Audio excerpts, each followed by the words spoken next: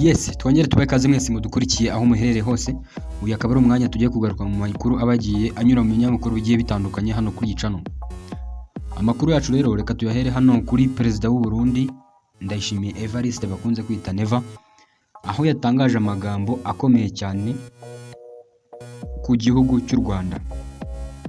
Inkuru itangira ivuga ko ubwo Perezida Ndayishimiye yagezaga ijambo ryo kwifuriza umwaka mwiza inzego z'umutekano, yongeye guharabika u Rwanda avuga ko ari rwo rubanira n'abo Burundi, yirengagije ko ari bwo bukorana n'ubutegetsi bwa Tshisekedi ndetse n'abarwanyi ba FDLR bashaka guhungabanya umutekano w'u Rwanda. Ndayishimiye yagize ati: umwanzi ahora ku irembo kuko shitani aracyari umwami w'isi. Ntitubikerense akariho karavugwa. Muzi ko dufite umuturanyi mu majyaruguru y'igihugu cyacu utatubaniye neza, akabuba akomeza kuduhigira akubita agatoki ku kandi.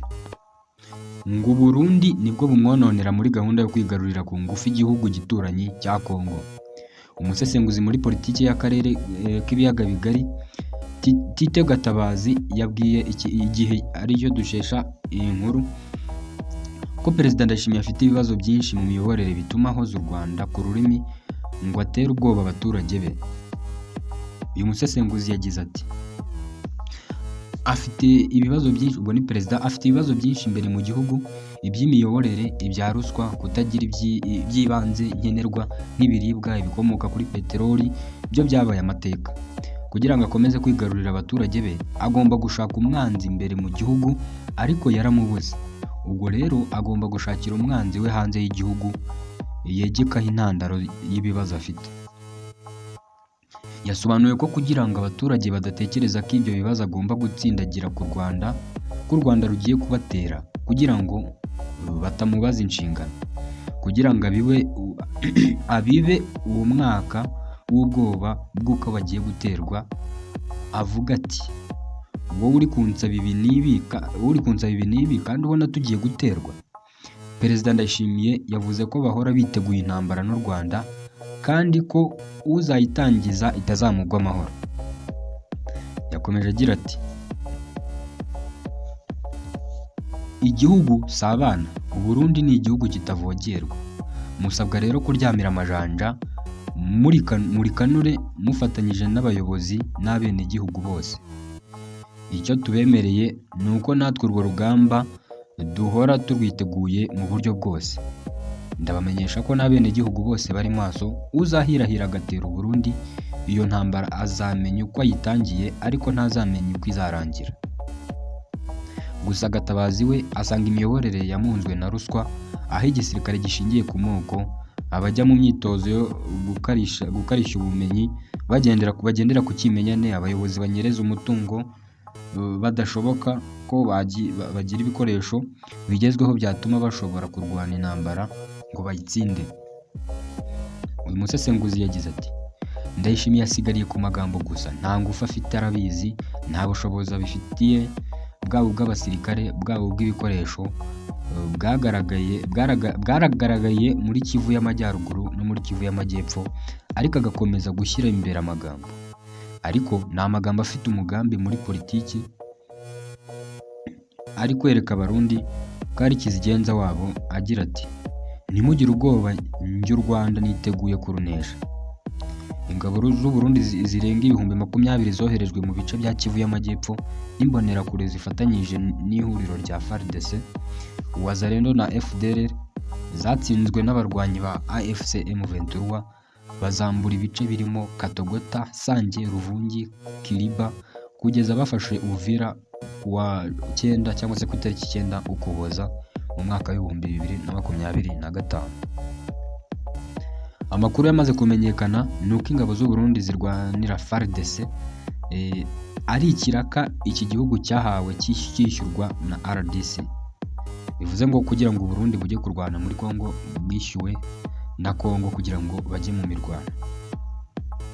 Gatabazi yagize ati: amakuru twese dusigaye tubona ni uko Tshisekedi yanze kwishyura igice cy'amafaranga yari asigaye, amubwira ati: abasirikare wanyoherereje bamariye iki? Wambwiye ko muje kunesha M23, njye nabahaye amafaranga ngo mwirukanse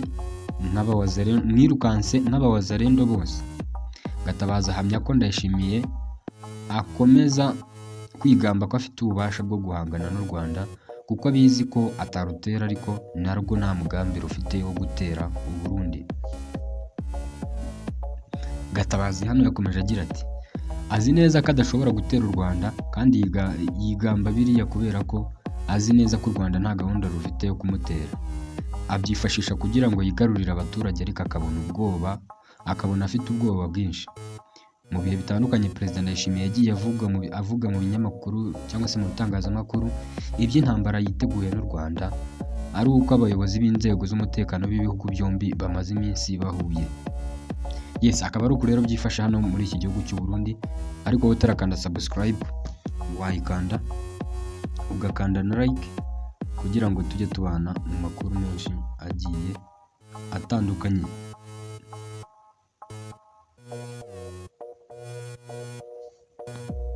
Yes, reka tugaruke gato mu Rwanda aho batubwira ko Perezida Kagame yashimiye ingabo z'u Rwanda zafashije abanyarwanda kwiteza imbere batekanye muri 2025. Perezida wa Repubulika akaba n'umugaba w'ikirenga w'ingabo z'u Rwanda Paul Kagame yashimiye ingabo z'u Rwanda n'inzego z'umutekano ku muhate zagaragaje mu mwaka wa 2025 wose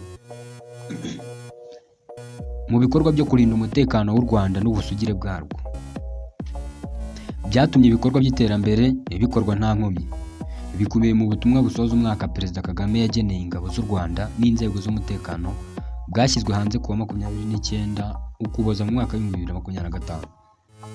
Perezida Kagame yagaragaje ko mu bihe bikomeye birimo imbogamizi zitandukanye, ingabo z'u Rwanda n'abashinzwe umutekano bakomeje kuba indashyikirwa haba imbere mu gihugu no mu butumwa zijyamo hanze yacyo.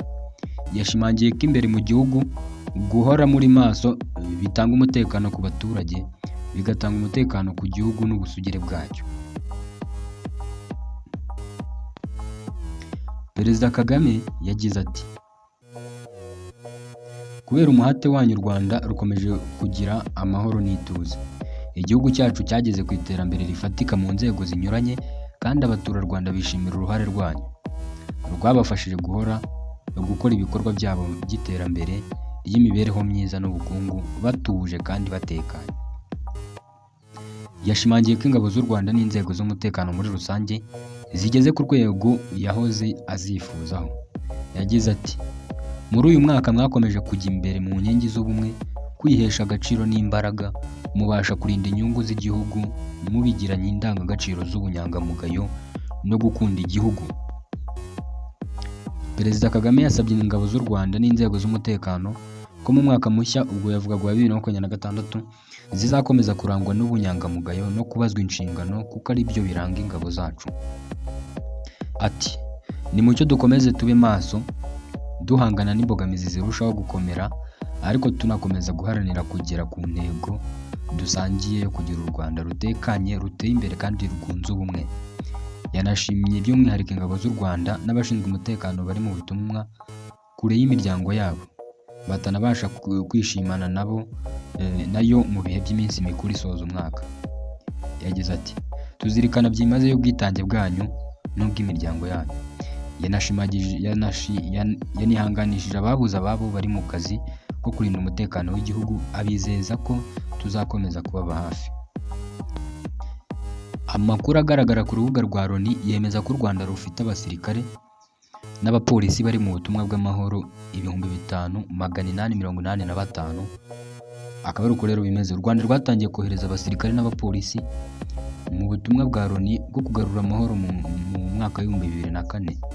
Hari nyuma y'imyaka 10 ingabo za MINUAR zari mu Rwanda kuva mu mpera z'1993 zinaniwe guhagarika jenoside yakorerwaga abatutsi. Magingo aya mu butumwa bwa Loni bwo kugarura amahoro hamaze kugwa abasirikare b'u Rwanda 73. Akaba ari uko rero byari byifashe. Yes, rero reka dusoreze amakuru yacu hano, ariko wowe utarakanda subscribe nyamuneka yikande, ukande like, usharinga iki kiganiro kugira ngo tujye tubana mu makuru menshi agiye atandukanye. Mukomeze mugire ibihe byiza, mukomeze gusoza umwaka neza, Imana izabane namwe, murakoze, Imana ibarinde.